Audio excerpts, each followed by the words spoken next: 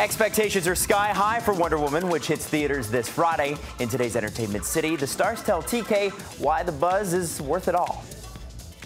Stay here. I'll go ahead.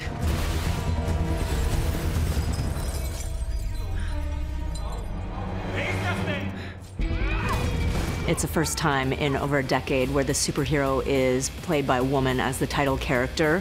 Gal, you as a mother of two little girls, how much more significant was it for you to take on this role? It's very important, I think, for all of us, everyone, men and women, that our kids have a strong female figure to look up to. Just like boys has Superman and Batman, I think that girls and boys should have a female figure. I love the concept that we were seeing the world through her eyes, and that her message is simple, profound. Love conquers all. Yet there's this complexity to the problem, which is mankind, and mankind's desires and the threat of war. Millions would die. The war would never end. I really love the fact, quite honestly, I think we see so much violence in this world, and I'm part of this problem is putting violence on screen. What Gal shows and what this hero, Wonder Woman, shows is the flip of this kind of very ancient biblical eye for an eye kind of thing, which is, what is it like when revenge is coupled with compassion and love and insight and self-awareness.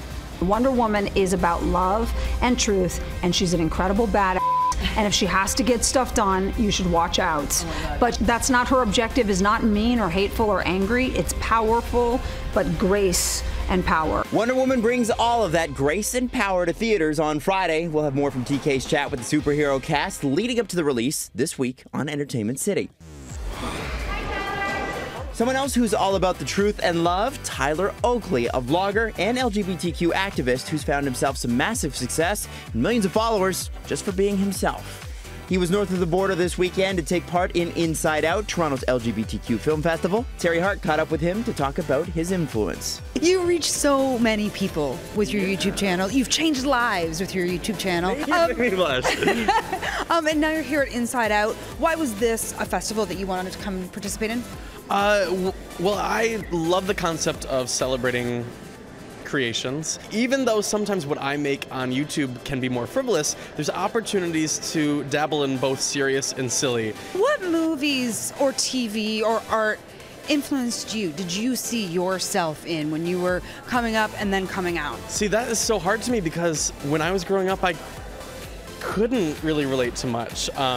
There was like Will and Grace, and at that point you were Will or you're Jack, and it's like, okay, well, what if I'm not either of those? And what I love about YouTube or platforms like that, especially on digital platforms, is that you can find stories on your own. You don't have to wait for the 10 movies that come to your movie theater and hope that there's something there that you relate to. Thank you, Terry. And coming up on Wednesday in Entertainment City, we're going to have a chat with Robert De Niro about bringing the luxury of Nobu to Canada.